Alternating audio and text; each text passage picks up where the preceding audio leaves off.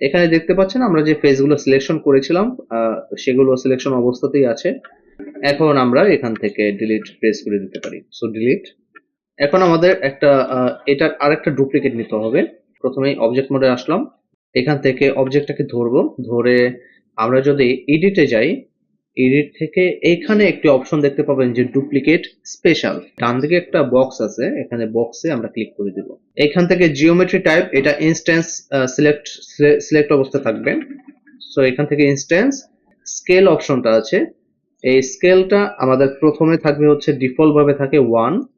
তো এটাকে জাস্ট আমাদের -1 করে দিতে হবে, কারণ আমরা অপোজিট টাইপে এটাকে ডুপ্লিকেশন করব। তো তার জন্য এখানে আমরা -1 করে দিচ্ছি। দেন আমি যদি ডুপ্লিকেট স্পেশালে ক্লিক করে দেই, এখানে একটা ডুপ্লিকেট কিন্তু হয়ে গেল। ফেস মোডে আসার পর আমি যদি যে কোনো একটা চেঞ্জ করি এখানে, তাহলে আমি দেখতে পাবো যে অপর সাইডে